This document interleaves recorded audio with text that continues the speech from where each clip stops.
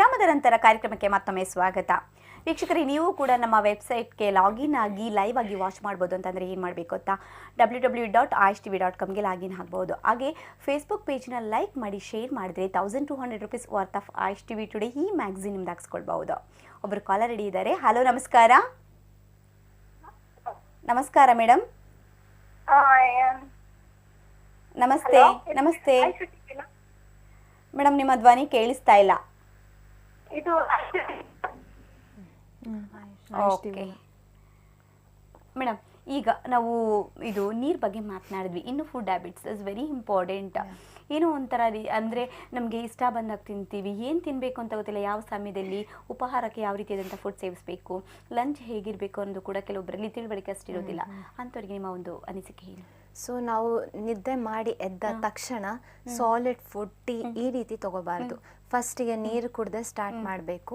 ನಂತರ ಸಿಂಪಲ್ ಆಗಿರೋಂಥ ಯಾವುದಾದ್ರೂ ಜ್ಯೂಸ್ ತಗೊಂಡ್ರೆ ತುಂಬಾನೇ ಒಳ್ಳೇದು. ಎದ್ದ ಒಂದು ಅರ್ಧ ಗಂಟೆ ನಂತರ ಫಸ್ಟೇ ಖಾಲಿ ಹೊಟ್ಟೆಲಿ ಜ್ಯೂಸ್ ಕುಡಿಬೇಕು. ನೀರು ಕುಡಿದು ನಂತರ ಸ್ವಲ್ಪ ಹೊತ್ತಾದ್ಮೇಲೆ ಯಾವುದಾದ್ರೂ ಜ್ಯೂಸ್, ಅಂದ್ರೆ ಈಗ ನಮಗೆ ಕೆಲವು ಕಂಡೀಷನ್ಸ್ ಇರುತ್ತೆ, ಸೊ ಅದಕ್ಕೆ ತಕ್ಕನಾದ ಯಾವುದಾದ್ರೂ ಒಂದು ಜ್ಯೂಸ್ ತಗೋಬಹುದು, ಸಿಂಪಲ್ ಆಗಿರೋಂಥದ್ದು. ನಂತರ ಒಂದು 1 hour ಬಿಟ್ಟು ಅಂದ್ರೆ ಊಟ ತಿಂಡಿ ಏನಿದೆ ಅದು ಚೆನ್ನಾಗಿ ಮಾಡ್ಬೇಕು ನಾವು. ಸೊ ಏನಾಗತ್ತೆ ಅಂತ ಹೇಳಿದ್ರೆ, ಮಾರ್ನಿಂಗು ಮಕ್ಳಿರ್ಬೋದು ದೊಡ್ಡವ್ರು ಇರ್ಬೋದು ಬ್ರೇಕ್ಫಾಸ್ಟ್ ಸ್ಕಿಪ್ ಮಾಡ್ತೀವಿ. ನಿನ್ನೆ ರಾತ್ರಿ ಏನು ಉಳಿದಿದೆ ಅದನ್ನ ತಗೋತೀವಿ, ಅದೆಲ್ಲಾನು ಅವಾಯ್ಡ್ ಮಾಡ್ಬೇಕು. ಸೊ ಮಾರ್ನಿಂಗ್ ನೀವು ಎಷ್ಟು ಫ್ರೆಶ್ ಆಗಿ ಎಷ್ಟು ಚೆನ್ನಾಗಿ ನ್ಯೂಟ್ರಿಷಿಯಸ್ ಆಗಿ ಫುಡ್ ತಗೋತೀರಾ ಅಷ್ಟು ನಿಮ್ಮ ಸ್ಟಾರ್ಟ್ ಆಫ್ ದ ಡೇ ತುಂಬಾ ಚೆನ್ನಾಗಿರುತ್ತೆ. ಸೊ ಆದಷ್ಟು ಹಣ್ಣುಗಳನ್ನ ಬೆಳಗ್ಗೆ ಜಾಸ್ತಿಯಾಗಿ ಸೇವನೆ ಆಗಬೇಕು. ಮತ್ತೆ ಬೇರೆ ಏನು ನಾವು ಇಡ್ಲಿ ದೋಸೆ ಆ ರೀತಿ, ಅಂದ್ರೆ ಈಗ ಉಪ್ಪಿಟ್ಟು ಚಿತ್ರಾನ್ನ ಈ ರೀತಿ ಕೂಡ ಆ ಹಣ್ಣಿನ ಜೊತೆ ತಗೋಬಹುದು. ಫಸ್ಟ್ ಹಣ್ಣು ತಿಂದು ನಂತರ ಈ ರೀತಿ ತಿಂಡಿ. ಮಧ್ಯಾಹ್ನ ಊಟದಲ್ಲಿ ನಾವು ಏನೇ ತಿಂದ್ರು ಚೆನ್ನಾಗಿ ಜೀರ್ಣ ಆಗತ್ತೆ. ಸೊ ಮಧ್ಯಾಹ್ನ ಊಟದಲ್ಲಿ ಸ್ವಲ್ಪ ಅನ್ನ, ಅಂದ್ರೆ ವೆರೈಟೀಸ್ ಇರಲಿ, ಸೊಪ್ಪು ತರಕಾರಿ ಹಣ್ಣು ಈ ರೀತಿ ಎಲ್ಲಾನು ವೆರೈಟೀಸ್ ಇದ್ದ ಹಾಗೆ ತಿನ್ಬೇಕು. ಮತ್ತೆ ಚೆನ್ನಾಗಿ ಮೊಸರು ತಗೊಳ್ಳೋ ಅಂತ ಅಭ್ಯಾಸ ಇದ್ರೆ ಮಧ್ಯಾಹ್ನದ ಹೊತ್ತು ಮೊಸರು ತಗೋಬಹುದು. ಓಕೆ ಮೇಡಮ್, ಇದ್ರ ಬಗ್ಗೆ ಮತ್ತಷ್ಟು ಮಾತನಾಡೋಣ. ಯಾಕಂದ್ರೆ ಲಂಚ್ ಮೊಸರನ್ನ ಮಧ್ಯಾಹ್ನ ಟೈಮ್ ಸೇವನೆ ಮಾಡ್ಬೇಕಾ ಅಥವಾ ರಾತ್ರಿ ಊಟದಲ್ಲಿ ಅದನ್ನ ಇನ್ಕ್ಲೂಡ್ ಮಾಡ್ಕೋಬೇಕಾ ಅಂತ ಸ್ವಲ್ಪ ಗೊಂದಲ ಇದೆ. ಒಬ್ರು ಕಾಲರ್ ಇದ್ದಾರೆ. ಹಲೋ, ನಮಸ್ಕಾರ. Hello madam. ನಮಸ್ತೆ ಮೇಡಮ್. ನಮಸ್ಕಾರ, ನಮ್ಮ ಹೆಸರು ಶ್ರುತಿ ಅಂತ. ಶ್ರುತಿ, ಎಲ್ಲಿಂದ ಕರೆ ಮಾಡ್ತಾ ಇದ್ದೀರಾ? ನಾವು ಆಟಿನಗರಿಂದ. ಓಕೆ, ನಿಮ್ಮ ಪ್ರಶ್ನೆ ಏನು ನಮ್ಮ ಡಾಕ್ಟರ್ ಸುಮನ್ ಅವರು ಕೇಳಬಹುದು. Hello doctor.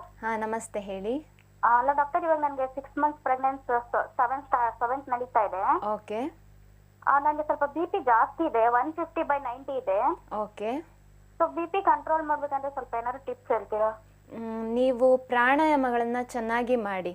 ಈಗ ನಾಡಿ ಶೋಧನ ಅಂತ ಹೇಳಿ ಬ್ಯಾಲೆನ್ಸಿಂಗ್ ಪ್ರಾಣಾಯಾಮ ಬರುತ್ತೆ, ಭ್ರಾಮರಿ ಅಂತ ಹೇಳಿ, ಇದು ಕೂಡ ನಿಮಗೆ ತುಂಬಾನೇ ಹೆಲ್ಪ್ ಆಗುತ್ತೆ. ಮತ್ತೆ ಈ ವಾಟರ್ ಮೆಲನ್ ಜ್ಯೂಸ್ ಅಂಥದ್ದೆಲ್ಲ ಜಾಸ್ತಿ ಕುಡೀರಿ. ಇದು ಕೂಡ ನಿಮ್ಮ BP ಅಂದರೆ ನಿಮಗೆ ನ್ಯೂಟ್ರಿಷನ್ನು ಸಿಗತ್ತೆ, BP ಕಡಿಮೆ ಮಾಡೋಕ್ಕೂ ತುಂಬಾ ಹೆಲ್ಪ್ ಆಗುತ್ತೆ.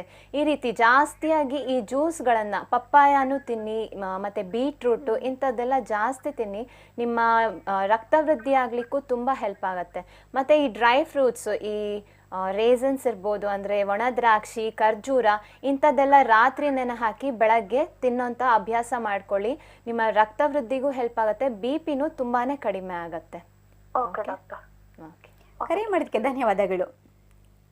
ಮೇಡಮ್, ನಾವು ಮಾತನಾಡ್ತಾ ಇದ್ವಿ ಲಂಚಲ್ಲಿ ಮೊಸರು ಇರಬೇಕು, ಮತ್ತೆ ಬ್ರೇಕ್ಫಾಸ್ಟ್ ಆಲ್ವೇಸ್ ಅಂದ್ರೆ ಒಂದು ಖಾಲಿ ಹೋಟೆಲ್ ನೀರು ಪ್ಲಸ್ ಜ್ಯೂಸ್, ತದನಂತರ ಫ್ರೂಟ್ಸ್, ನೆಕ್ಸ್ಟ್ ಬ್ರೇಕ್ಫಾಸ್ಟ್. ಸೊ ಆ ರೀತಿ ಆರ್ಡರ್ ವೈಸೇ ನಾವು ಹೋಗ್ಬೇಕಾಗುತ್ತೆ. ಇನ್ನು ಲಂಚ್ ಯಾವ ರೀತಿ ಇರಬೇಕು? ಲಂಚ್ ಅಲ್ಲಿ ನೀವು ಎಲ್ಲಾ ವೆರೈಟೀಸ್ ಆಫ್ ಫುಡ್ ತಗೋಬಹುದು. ಕೆಲವರಿಗೆ ಮುದ್ದೆ ತಿನ್ನೋ ಅಭ್ಯಾಸ ಇರುತ್ತೆ, ಮುದ್ದೆ ಚಪಾತಿ ಅನ್ನ, ಅಂದ್ರೆ ಎಲ್ಲಾನು ತಗೊಳ್ಳಿ ಅಂತಲ್ಲ, ಯಾವ್ದಾದ್ರು ಒಂದು ವೆರೈಟಿ.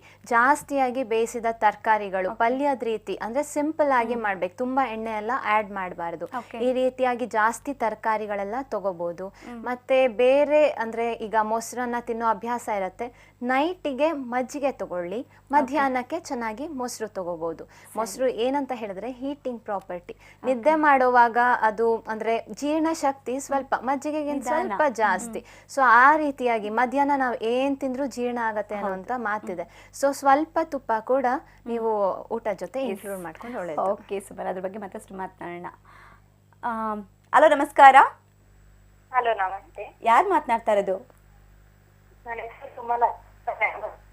ಸುಮಲತಾ, ಎಲ್ಲಿಂದ ಕರೆ ಮಾಡ್ತಾ ಇದ್ದೀರಾ? ಬ್ಯಾಂಗ್ಳೂರಿಂದ. ಓಕೆ, ನಿಮ್ಮ ಪ್ರಶ್ನೆ ಏನು?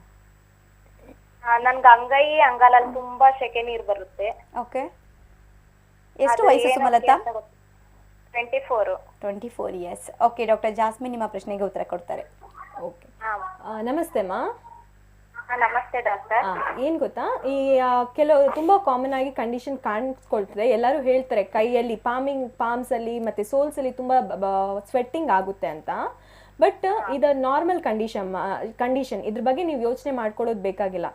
ಯೂಶಲಿ ನಮ್ಮ ಸ್ವೆಟ್ಟಿಂಗ್ ಕಂಡೀಷನ್ ನಾವು ಎಷ್ಟು ಬೆವರ್ತೀವಿ ಅದು ಹೆರಿಡಿಟಿ ಆಗಿ ಬಂದಿರುತ್ತಮ್ಮ. ಅಪ್ಪ ಅಮ್ಮಂದು ಸ್ವೆಟ್ಟಿಂಗ್ ರೇಟ್ ಸ್ವಲ್ಪ ಜಾಸ್ತಿ ಇದ್ರೆ ಮಕ್ಕಳಲ್ಲೂ ಕೂಡ ಈ ಸ್ವೆಟ್ಟಿಂಗ್ ಕಂಡೀಷನ್ ತುಂಬ ಸೇಮ್ ಲೆವೆಲಲ್ಲಿ ಇರುತ್ತೆ. ಸೊ ಪಾಮ್ಸಲ್ಲಿ ಮತ್ತು ಸೋಲ್ಸಲ್ಲಿ ಜಾಸ್ತಿ ಸ್ವೆಟ್ಟಿಂಗ್ ಆಗ್ತಿದೆ ಅಂತ ಅನಿಸಿದ್ರೆ ನೀವು ಸಂಜೆ ಹೊತ್ತು ಮನೆಯಲ್ಲಿ ಫ್ರೀ ಆಗಿರಬೇಕಾದ್ರೆ ನೀರಿಗೆ ಸ್ವಲ್ಪ 1 ಚಮಚ ಉಪ್ಪು ಹಾಕ್ಬಿಟ್ಟು 2 ಕೈಗಳನ್ನ ಮತ್ತು ಕಾಲ್ಗಳನ್ನ ನೀರಲ್ಲಿ ಇಡ್ಬೋದು. ಇದರಿಂದ ಸ್ವಲ್ಪ ಹೆಲ್ಪ್ ಆಗುತ್ತೆ ನಿಮಗೆ. ಓಕೆ. ಮತ್ತೆ ಸ್ವೆಟ್ಟಿಂಗ್ ನನ್ನಿಂದ ನನ್ನ ಮಕ್ಳಿಗೂ ಬರ್ತಿದೆ ಅದಕ್ಕೆ. ಅದೇ ನಾನು ಹೇಳಿದ್ದಲ್ಲ, ಈ ಕಂಡೀಷನ್ ಯೂಶಲಿ ಹೆರಿಡಿಟಿ. ಈಗ ನಿಮಗೆ ನಿಮ್ಮ ಅಪ್ಪ ಅಮ್ಮನಿಂದ ಬಂದಿರುತ್ತೆ. ಸೊ ನಿಮ್ಮ ಕಂಡೀಷನ್ ನಿಮ್ಮ ಮಕ್ಳಿಗೂ ಕಂಟಿನ್ಯೂ ಆಗೋ ಹೈ ಚಾನ್ಸಸ್ ಇರುತ್ತೆ. ಯಾಕಂದ್ರೆ ನಮ್ಮ sweating rate is dependent on our heredity influence. So ಒಂದು ಏನು ನೋಡ್ಕೊಳ್ಬೇಕಂದ್ರೆ ಸ್ವೆಟ್ಟಿಂಗ್ ವಾಸನೆ ಬರದೇ ಇರೋ ಹಾಗೆ ನೋಡ್ಕೊಳ್ಬೇಕು. ಅದನ್ನ ಜಾಸ್ತಿ ವೈಟ್ ಶುಗರ್ ಅಥವಾ ಸಕ್ಕರೆ ಜಾಸ್ತಿ ಕನ್ಸ್ಯೂಮ್ ಮಾಡಬೇಡಿ. ಮತ್ತೆ ಇದನ್ನ ಹೆಲ್ಪ್ ಆಗಲಿಕ್ಕೆ ಮೇನ್ ಆಗಿ ಸ್ವಲ್ಪ ಪ್ರಾಣಾಯಾಮ ಜಾಸ್ತಿ ಪ್ರಾಕ್ಟೀಸ್ ಮಾಡಿ. ಮತ್ತೆ ನಾನು ಹೇಳ್ದಾಗೆ ನೀರಿಗೆ 1 ಚಮಚ ಉಪ್ಪು ಹಾಕಿ 2 ಕೈಗಳನ್ನ ಮತ್ತೆ ಕಾಲ್ಗಳನ್ನ ಸ್ವಲ್ಪ ನೀರಲ್ಲಿ ಇಡಿ. ಸೊ ಇದು ರೇಟ್ ಆಫ್ ಸ್ವೆಟ್ಟಿಂಗ್ ಸ್ವಲ್ಪ ರೆಡ್ಯೂಸ್ ಆಗ್ಬೋದು ಅಷ್ಟೇ. ಕಡಿಮೆ ಆಗಲ್ವಾ ಅದು? ಕಡಿಮೆ ಆಗಲ್ಲಮ್ಮ. ಅದಂದ್ರೆ ಹೆರಿಡಿಟಿಯಿಂದ ಬಂದಿರೋದು, ನಾವು ಅದನ್ನ ಏನು ಚೇಂಜ್ ಮಾಡ್ಲಿಕ್ಕೆ ಆಗಲ್ಲ. ಕರೆ ಮಾಡೋಕ್ಕೆ ಧನ್ಯವಾದಗಳು. ಸುಮಾರು ಡಾಕ್ಟರ್, ತುಪ್ಪ ಯೂಸ್ ಮಾಡಬೇಕು ಅಂತ ಹೇಳ್ತಾ ಇದ್ರಿ. ಮಧ್ಯಾಹ್ನ ಟೈಮಲ್ಲಿ ಮೊಸರು ಯೂಸ್ ಮಾಡಿಕೊಂಡು ರಾತ್ರಿ ಟೈಮಲ್ಲಿ ಮಜ್ಜಿಗೆ ಯೂಸ್ ಮಾಡಬೇಕು. ತುಪ್ಪ ಯಾವ ಸಂದರ್ಭದಲ್ಲಿ ಯಾವ ಸಮಯದಲ್ಲಿ ಯೂಸ್ ಮಾಡಬೇಕು? ತುಪ್ಪ ಅಂತ ಹೇಳಿದ್ರೆ ಅದು ದೇಹಕ್ಕೆ ಬೇಕು. ಅದರಲ್ಲಿರೋಂಥ ಏನು ಜಿಡ್ಡಿನ ಅಂಶ ಇದೆ ಅದು ತುಂಬ ಒಳ್ಳೆಯದು. ಮನೆಯಲ್ಲೇ ಮಾಡಿದ ತುಪ್ಪ ಆದರೆ ಒಳ್ಳೆಯದು, ಹೊರಗಡೆ ಪ್ಯಾಕ್ಡ್ ಐಟಮ್ಸ್ ಬೇಡ.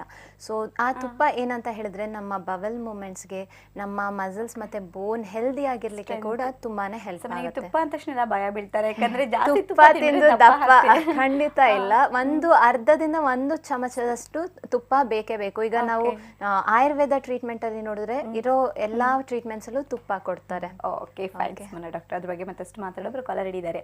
ಹಲೋ, ನಮಸ್ಕಾರ. ನಮಸ್ತೆ ಮೇಡಮ್. ನಮಸ್ತೆ ಸರ್, ಯಾರು ಮಾತನಾಡ್ತಾ ಇರೋದು? ರಾಜೇಶ್ ಅಂತ. ರಾಜೇಶ್, ಎಲ್ಲಿಂದ ಕರೆ ಮಾಡ್ತಾ ಇದ್ದೀರಾ? ದೊಡ್ಡಬಳ್ಳಾಪುರ. ನಮ್ಮ ಟಿವಿ ವಾಚ್ ಮಾಡ್ತಾ ಇದ್ದೀರಾ ಅಲ್ವಾ? ಹೌದು ಮೇಡಮ್. ಸ್ವಲ್ಪ ಜೋರಾಗಿ ಮಾತನಾಡಿ ರಾಜೇಶ್. ಹೌದು ಮೇಡಮ್. ಓಕೆ, ನಿಮ್ಗೆ ಇಷ್ಟ ಆಗ್ತಾ ಇದೆ ನಮ್ಮ ಕಾರ್ಯಕ್ರಮಗಳು? ತುಂಬಾ ಇಷ್ಟ ಆಗ್ತದೆ. ಯಾವ ರೀತಿ ನಾವು ಪ್ರಸಾರ ಮಾಡಿದ್ರೆ ನಿಮ್ಗೆ ಲೈಕ್ ಆಗುತ್ತೆ? ಮೇಡಮ್, ಅದು ಆಯುರ್ವೇದ ಬಗ್ಗೆ ಈಗೆಲ್ಲ ಜಾಸ್ತಿ ಕಾಳಜಿ ಕೊಡ್ತಾ ಇದ್ದಾರೆ ಜನ. ಇದೇ ತುಂಬಾ ಯೂಸ್ಫುಲ್ ಆಗ್ತಾ ಇದೆ ಜನಕ್ಕೆ. ಇದೇ ತರ ಒಳ್ಳೆ ಒಳ್ಳೆ ಪ್ರೋಗ್ರಾಮ್ ಕೊಡೋದು ತುಂಬಾ ಇಷ್ಟ. ಫೈನ್ ರಾಜೇಶ್, ನಿಮ್ಮ ಪ್ರಶ್ನೆ ಏನು ನಮ್ಮ ಡಾಕ್ಟರ್ ಸುಮನ್ ಅವರು ಕೇಳಬಹುದು. ಓಕೆ. ಹಲೋ. ಹಲೋ ಸರ್, ಹೇಳಿ. ಮೇಡಮ್, ನಾರ್ಮಲ್ ಆಗಿ ಬೊಜ್ಜುನ ಹೇಗೆ ಕಂಟ್ರೋಲ್ ಮಾಡಬೇಕು ಅಂತ ತಿಳಿಸ್ಕೊಡ್ತೀರಿ? ಓಕೆ. ಸೊ ನಿಮ್ಮ ಬೊಜ್ಜು ಅನ್ನೋದೇನಿದೆ ಮೇನ್ ಆಗಿ 2 ಅಂಶ. ನಿಮ್ಮ ಫಿಸಿಕಲ್ ಆಕ್ಟಿವಿಟಿ ಮತ್ತು ನೀವು ಆಹಾರ ಸೇವನೆ ಹೇಗೆ ಮಾಡ್ತೀರಾ ಅದರ ಮೇಲೆ ಡಿಪೆಂಡೆಂಟ್. ಆದಷ್ಟು ನೀವು ಅತಿಯಾಗಿ ಜಿಡ್ಡಿಂದು ಫಾಸ್ಟ್ ಫುಡ್ಡು ಹೊರಗಡೆ ತಿನ್ನುವಂಥದ್ದು, ಹೋಟೆಲ್ಸಲ್ಲಿ ತಿನ್ನುವಂಥದ್ದು ಕಡಿಮೆ ಮಾಡಿ ಮನೆಯಲ್ಲೇ ಆದಷ್ಟು ಹೆಲ್ದಿಯಾಗಿ ಕುಕ್ಕಿಂಗ್ ಮಾಡಬೇಕು. ಇಂಥ ಅಭ್ಯಾಸ ಇಟ್ಕೊಳ್ಳಿ. ನೈಟ್ ಟೈಮಲ್ಲಿ ಜಾಸ್ತಿ ತಿನ್ನಬಾರ್ದು, ಆದಷ್ಟು ಕಡಿಮೆ ಇರಲಿ. ಈ ರೀತಿಯಾಗಿ ನೀವು ಫಾಲೋ ಮಾಡ್ತಾ ಹೋಗಬೇಕು. ಮತ್ತೊಂದು ಫಿಸಿಕಲ್ ಆ್ಯಕ್ಟಿವಿಟೀಸ್, ವಾಕಿಂಗ್ ಹೋಗೋದು, ಜಾಗಿಂಗ್ ಮತ್ತು ಯೋಗ, ಇದೆಲ್ಲ ಕೂಡ ನಿಮ್ಮ ಬೊಜ್ಜನ್ನು ಕಂಟ್ರೋಲಲ್ಲಿ ಇಟ್ಕೊಳ್ಳೋಕ್ಕೆ ಹೆಲ್ಪ್ ಆಗುತ್ತೆ. ಇನ್ನೊಂದು, ಈಗಿನ ಕಾಲದಲ್ಲಿ ಮೇಯ್ನ್ ಆಗಿ ಸ್ಟ್ರೆಸ್ ಜಾಸ್ತಿ ಇದ್ರೂ ಕೂಡ ಬೊಜ್ಜು ಜಾಸ್ತಿ. ಸೊ ಇದರಿಂದಾಗಿ ನಿಮ್ಮ ಏನು ವರ್ಕ್ ಸ್ಟ್ರೆಸ್ ಇದೆ ಅದನ್ನು ಮ್ಯಾನೇಜ್ ಮಾಡಲಿಕ್ಕೆ ಯೋಗ, ಪ್ರಾಣಾಯಾಮ, ಮೆಡಿಟೇಷನ್ ಈ ರೀತಿ ಮಾಡ್ಬೋದು. ಸಾಧ್ಯ ಆದಷ್ಟು ನೀವೇ ನಿಮ್ಮ ಕಡೆಯಿಂದ ಸ್ಟ್ರೆಸ್ ಕಡಿಮೆ ಮಾಡ್ಕೊಳ್ಳೋಕೆ ಟ್ರೈ ಮಾಡಿ. ರಾತ್ರಿ ಹೊತ್ತು ಕಡಿಮೆ ಆಹಾರ, ಇದೊಂದು ನೆನ್ಪಿಟ್ಕೊಳ್ಳಿ. Okay madam. ನೈಟ್ ಟೈಮ್ ಮೊಸರು ಸೇವಿಸ್ಬೋದಾ ಮೇಡಮ್?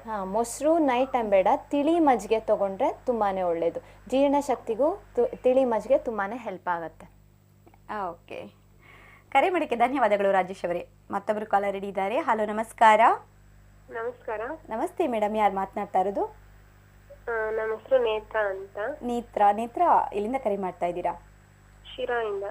ಶಿರಾದಿಂದ ಕರೆ ಮಾಡ್ತಾ ಇದ್ದೀರಾ. ಓಕೆ, ಸ್ವಲ್ಪ ಜೋರಾಗಿ ಮಾತನಾಡಿ ನೇತ್ರ. Okay ma'am. ಕೇಳಿಸ್ತಾ ಇದೆ. ಓಕೆ, ನಿಮ್ಮ ಪ್ರಶ್ನೆ ಏನು? ನಮ್ಮ ಮುಖದಲ್ಲಿ ಪಿಂಪಲ್ ಜಾಸ್ತಿ ಇದಾವೆ, ಅದನ್ನೇ ಕಡಿಮೆ ಮಾಡೋದು? ಸರಿ, ಡಾಕ್ಟರ್ ಜಾಸ್ಮಿನ್ ಉತ್ತರ ಕೊಡ್ತಾರೆ, ಕೇಳಿಸ್ಕೊಳ್ಳಿ. ಓಕೆ. ನಿಮ್ಮ ವಯಸ್ಸು ಎಷ್ಟಮ್ಮ? 20. ಓಕೆ. ನಮ್ಮ ಆಲ್ರೆಡಿ ಡಾಕ್ಟರ್ ಸುಮನ ಹೇಳಿದ್ರು. ಈಗ ಟೀನೇಜ್ ಲೈಫ್ ಅಲ್ಲಿ ಅಂದರೆ ಯೂಶಲಿ 13 ಇಂದ 19 ಮತ್ತೆ ನಮಗೆ ಮುಟ್ಟಾಗೋ ಟೈಮಲ್ಲಿ ಬಾಡಿಲಿ ಹಾರ್ಮೋನಲ್ ಚೇಂಜಸ್ ಜಾಸ್ತಿ ಆಗುತ್ತೆ. ಸೊ ಈ ಕಾರಣದಿಂದಾಗಿ ನಮಗೆ ಫೇಸಲ್ಲಿ ಗರ್ಲ್ಸ್ಗೆ ಅಂತ ಅಲ್ಲ, ಈವನ್ ಬಾಯ್ಸ್ ಹುಡುಗರಲ್ಲೂ ಕೂಡ ಪಿಂಪಲ್ ಪ್ರಾಬ್ಲಮ್ ತುಂಬ ಸರ್ವೇ ಸಾಮಾನ್ಯ. ಯೂಶಲಿ ಒಂದು 21, 22, 23 ಆಗಬೇಕಾದ್ರೆ ಈ ಕಂಡೀಷನ್ ಕಡಿಮೆ ಆಗುತ್ತೆ. ಆ ಹಾರ್ಮೋನಲ್ ಚೇಂಜಸ್ ಅನ್ನೋದು ನಾರ್ಮಲೈಸ್ ಆಗಿದ್ದೆ ಮುಖದಲ್ಲಿ ಮೊಡವೆ ಆಗೋದು ಅಥವಾ ಪಿಂಪಲ್ಸ್ ಆಗೋದು ಇದೆಲ್ಲ ಕಡಿಮೆ ಆಗುತ್ತೆ. ಬಟ್ ಈಗ ಸದ್ಯಕ್ಕೆ ನಿಮಗೆ ರೆಮಿಡಿ ಅಂದರೆ ಮುಖಕ್ಕೆ ಆದಷ್ಟು ಆವಿ ತಗೊಳ್ಳಿ ಆಯಿತಾ. ಬೆಳಗ್ಗೆ ಸಾಯಂಕಾಲ 2 ಹೊತ್ತು ಆವಿ ತಗೊಳ್ಳಿ ಮುಖಕ್ಕೆ, ಸ್ಟೀಮ್ ಅಂತ ಹೇಳ್ತೀವಿ. ಯಾಕಂದರೆ ಪೋರ್ಸ್ ಓಪನ್ ಆಗಿ ಆಯಿಲ್ ಸೆಕ್ರೀಷನ್ ಆಚೆ ಬರುತ್ತೆ. ಆದಷ್ಟು ದಿನಕ್ಕೆ ಒಂದು 2 ಗಂಟೆ 3 ಗಂಟೆಗೆ ಒಂದ್ಸತಿ ಮುಖ ವಾಶ್ ಮಾಡಿ, ಆಯಿಲ್ ಸೆಕ್ರೀಷನ್ ಎಲ್ಲ ರಿಮೂವ್ ಆಗಬೇಕು. ಮತ್ತು ಪರಂಗಿ ಹಣ್ಣು ಪಪಾಯ ಇದೆಯಲ್ಲ, ಪಪಾಯ ಒಂದು ಚಿಕ್ಕ ಪೀಸ್ ತೊಗೊಂಡು ಅದನ್ನು ಚೆನ್ನಾಗಿ ಕೈಯಲ್ಲಿ ಇಚ್ಕಿ ಮುಖಕ್ಕೆ ಹಚ್ಚಿ ಒಂದು 20 ನಿಮಿಷ ಇಡಿ. ಯಾಕಂದರೆ ಅದರಿಂದ ಮುಖದಲ್ಲಿ ಕಲೆ ಉಳ್ಕೊಳ್ಳಲ್ಲ. ಈ 3 ರೆಮಿಡೀಸ್ ಮಾಡಿ ತುಂಬ ಚೆನ್ನಾಗಿ ಕಂಟ್ರೋಲ್ ಆಗುತ್ತೆ ಪಿಂಪಲ್ಸ್. ಕರೆ ಮಾಡಿದ್ಕೆ ಧನ್ಯವಾದಗಳು ನೇತ್ರ ಅವರೇ. ಹಾಂ ಮೇಡಮ್, ಈಗ ತುಪ್ಪ ನಾನು ಯೂಸ್ ಮಾಡಿದ್ರೆ ಅದನ್ನು ನಾವು ಮಾತನಾಡ್ತೀವಿ ತುಂಬ ಭಯ ಬೀಳ್ತಾರೆ. ಯಾಕಂದರೆ ದಪ್ಪ ಆಗಿಬಿಡ್ತೀನಿ ಅಥವಾ ಜಾಸ್ತಿ ಜಿಡ್ಡಿನಂಶ ಆದರೆ ಮುಖದಲ್ಲಿ ಮೊಡವೆಗಳು ಬರೋಂಥ ಸಾಧ್ಯತೆ ಇರುತ್ತೆ ಅಂತ ಅಂದ್ಕೊಂಡಿರ್ತಾರೆ. ಏನಂತ ಹೇಳಿದ್ರೆ ಸ್ವಲ್ಪ ನಾನು 2-3 ಹೊತ್ತು ತಗೊಳ್ಳಿ ಅಂತ ಹೇಳ್ತೀನಿ. ಮಧ್ಯಾಹ್ನ ಊಟದಲ್ಲಿ ಒಂದು ಅರ್ಧದಿಂದ 1 ಚಮಚದಷ್ಟು ತುಪ್ಪ ದೇಹಕ್ಕೆ ಒಳ್ಳೆಯದು. ಸೊ ಈ ರೀತಿಯಾಗಿ ಮಧ್ಯಾಹ್ನದ ಊಟ ಇರಬೇಕು. ನೈಟ್ ಟೈಮಲ್ಲಿ ಆದಷ್ಟು ಆಹಾರ ತುಂಬಾ ಲೈಟ್ ಆಗಿರಬೇಕು. ಸೊ ಆದಷ್ಟು ಫ್ರೂಟ್ ಸಲಾಡ್ ಅಥವಾ ವೆಜಿಟಬಲ್ ಸಲಾಡ್ ದಪ್ಪ ಇರೋರು ಈ ರೀತಿಯಾಗಿ ಫಾಲೋ ಮಾಡ್ಬೋದು. ಸಣ್ಣ ಇರೋರು ಮತ್ತು ನಾರ್ಮಲ್ ಹೆಲ್ತ್ ಇರೋರು ಅನ್ನ ಅಂಶ ಕಡಿಮೆ ಮಾಡಲಿ, ಚಪಾತಿ ಅಥವಾ ಆ ರೀತಿಯಾಗಿ ಸಿಂಪಲ್ ಆಗಿರೋಂಥ ಊಟ, ಲಿಮಿಟೆಡ್ ಆಗಿ ಊಟವನ್ನು ತಗೋಬೇಕು.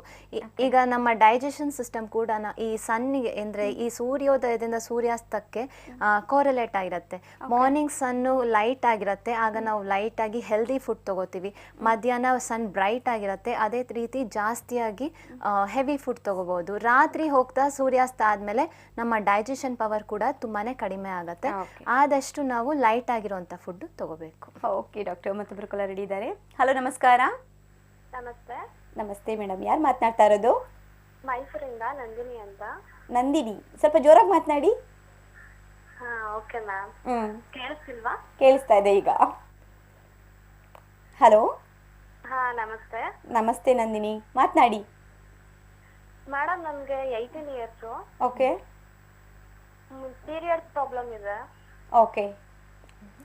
ಇರೆಗ್ಯುಲರ್ ಪೀರಿಯಡ್ಸಾ? ರೆಗ್ಯುಲರ್ ಇರಲ್ಲ, ಒಂದ್ಸಲ ರೆಗ್ಯುಲರ್ ಆದ್ರೆ ಸರಿ. ಇನ್ನ ನೆಕ್ಸ್ಟ್ ಪೀರಿಯಡ್ ಇನ್ 2 ಮಂತ್ಸ್ ಆದ್ಮೇಲೆ ಆಗುತ್ತೆ. ಓಕೆ ಸರಿ, ನಿಮ್ಮ ಪ್ರಶ್ನೆಗೆ ನಮ್ಮ ಡಾಕ್ಟರ್ ಸುಮನ್ ಅವರು ಉತ್ತರ ಕೊಡ್ತಾರೆ, ಕೇಳಿಸ್ಕೊಡಿ. ಸೊ ಮೇಯ್ನಾಗಿ ಹಾರ್ಮೋನ್ಸ್ ಸರಿಗಿಲ್ಲ ಅಂತ ಹೇಳಿದ್ರೆ ಈ ರೀತಿಯಾಗಿ ಪೀರಿಯಡ್ಸ್ ಪ್ರಾಬ್ಲಮ್ ಬರುತ್ತೆ. ಸೊ ಕರೆಕ್ಟಾಗಿ ಒಮ್ಮೆ ಹೋಗಿ ಟೆಸ್ಟ್ ಮಾಡಿಸ್ಕೊಳ್ಳಿ. ನೀವು ನಿಮ್ಮ ಗರ್ಭಕೋಶಕ್ಕೆ ಅಥವಾ ನಿಮ್ಮ ಓವರೀಸಲ್ಲಿ ಏನಾದರೂ ತೊಂದರೆ ಇದ್ದರೆ ಈ ರೀತಿಯಾಗಿ ನಿಮಗೆ ಪೀರಿಯಡ್ಸ್ ಪ್ರಾಬ್ಲಮ್ ಹೆಚ್ಚಿರುತ್ತೆ. ಸೊ ನೀವು ಮನೇಲಿ ಮಾಡ್ಬೋದಾದಂಥ ಸಿಂಪಲ್ ರೆಮಿಡಿ ಅಂತ ಹೇಳಿದ್ರೆ ಹಿಪ್ ಬಾತ್. ನೀವು ಮತ್ತೊಂದು ಸರಿ ಹೇಳ್ತಿದ್ದೀನಿ, ಅಂದರೆ ಒಂದು ಟಬ್ ತೊಗೊಂಡು ಅದರಲ್ಲಿ ಕೋಲ್ಡ್ ಟ್ಯಾಪ್ ವಾಟರ್ ಬಿಟ್ಟು ಅದರಲ್ಲಿ ಡೈಲಿ 10 to 15 ಮಿನಿಟ್ಸ್ ನೀವು ಹಿಪ್ ರೀಜನ್ನ ಇಮ್ಮರ್ಸ್ ಮಾಡಿ ಕೂರಬೇಕು. ಸೊ ಎಲ್ಲ ಪೀರಿಯಡ್ಸ್ ರಿಲೇಟೆಡ್ ಪ್ರಾಬ್ಲಮ್ಗೆ ಈ ಹಿಪ್ ಬಾತ್ ಅನ್ನೋದು ತುಂಬಾ ಒಳ್ಳೆಯದು. ಮತ್ತು ನಿಮ್ಮ ಆಹಾರ ಸೇವನೆಯಲ್ಲೂ ಕೂಡ ನಿಮ್ಮ ಅನಿಮಿಯಾ ಜಾಸ್ತಿ ಇದ್ದರೆ ಕೂಡ ಈ ರೀತಿಯಾಗಿ ಪೀರಿಯಡ್ಸ್ ಬರೋ ಚಾನ್ಸಸ್ ಇರುತ್ತೆ.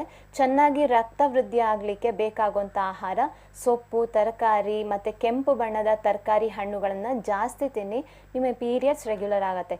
ಯಾವುದಕ್ಕೂ ಮುಂಚೆ ಒಂದ್ಸರಿ ಹೋಗಿ ನೀವು ನಿಮ್ಮ ಗೈನಕಾಲಜಿಸ್ಟ್ ಹತ್ರ ತೋರಿಸ್ಕೊಳ್ಳಿ. ಮ್ಯಾಮ್, ಡಾಕ್ಟರ್ ಹತ್ರ ತೋರಿಸಿದೀವಿ. ಓಕೆ. ಅವರು ಬ್ಲಡ್ ಕಡಿಮೆ ಇದೆ, ಅದಕ್ಕೋಸ್ಕರ ಅದನ್ನ ಹೇಳಿದ್ದು. ಕಣ್ಣು ಸುತ್ತ ತುಂಬಾನೇ ಡಾರ್ಕ್ ಸರ್ಕಲ್ಸ್ ಇದೆ. ಓಕೆ. ಸೊ ನೀವು ಈ ಬ್ಲಡ್ ಕಡಿಮೆ ಅನ್ನೋದಕ್ಕೆ ಡೈಲಿ ನೈಟ್ ಎಲ್ಲ ರೀತಿಯ ಡ್ರೈ ಫ್ರೂಟ್ಸ್ ಅಂದರೆ ಒಣ ದ್ರಾಕ್ಷಿ, ಖರ್ಜೂರ, ಅಂಜೂರ ಎಲ್ಲ ಒಂದು ಸ್ವಲ್ಪ ನೆನೆ ಹಾಕಿ ಬೆಳಗ್ಗೆ ಬರೀ ಹೊಟ್ಟೆಯಲ್ಲಿ ಕೂಡ ನೀವು ಅದನ್ನು ತೊಗೋಬೋದು. ನೀರು ಕುಡಿದ ನಂತರ ಆ ನೀರು ಮತ್ತು ಆ ಫ್ರೂಟ್ಸು ಎರಡನ್ನೂ ತೊಗೊಳ್ಳಿ. ಜಾಸ್ತಿಯಾಗಿ ಪಪ್ಪಾಯ, ಬೀಟ್ರೂಟ್ ಇಂಥದ್ದೆಲ್ಲ ಜಾಸ್ತಿಯಾಗಿ ದಿನನಿತ್ಯ ನೀವು ಊಟದಲ್ಲಿ ಇದನ್ನು ಇನ್ಕ್ಲೂಡ್ ಮಾಡಿ. ಇದು ಕೂಡ ನಿಮ್ಮ ರಕ್ತವೃದ್ಧಿಗೆ ತುಂಬಾ ಹೆಲ್ಪ್ ಆಗುತ್ತೆ. ಕರೆ ಮಾಡಿಕೆ ಧನ್ಯವಾದಗಳು ನಂದಿನಿಯವರೇ. ವೀಕ್ಷಕರೇ, ನೀವು ಕೂಡ ನಮ್ಮ ನೇರ ಪ್ರಸಾರದ ಕಾರ್ಯಕ್ರಮದಲ್ಲಿ ಭಾಗಿಯಾಗಬೇಕು ಅಂದರೆ ಏನು ಮಾಡಬೇಕು? ನಮ್ಮ ದೂರವಾಣಿ ಸಂಖ್ಯೆ 0804000112233ಗೆ ಕರೆ ಮಾಡ್ಬೋದು. ಹಾಗೆ ಫೇಸ್ಬುಕ್ ಪೇಜ್ನ ಲೈಕ್ ಮಾಡಿ, ಶೇರ್ ಮಾಡಿದರೆ 1200 rupees worth of AYUSH TV today ಈ ಮ್ಯಾಗ್ಝಿನ್ ನಿಮ್ದು ಹಾಕ್ಸ್ಕೊಳ್ಬೋದು. ಆಯುಷ್ ಆರೋಗ್ಯ ಕಾರ್ಯಕ್ರಮದಲ್ಲಿ ಪುಟ್ಟದೊಂದು ವಿರಾಮದ ನಂತರ ಬೇಗ ವಾಪಸ್ ಆಗ್ತೀವಿ, ಕಾಯ್ತಾ ಇರಿ.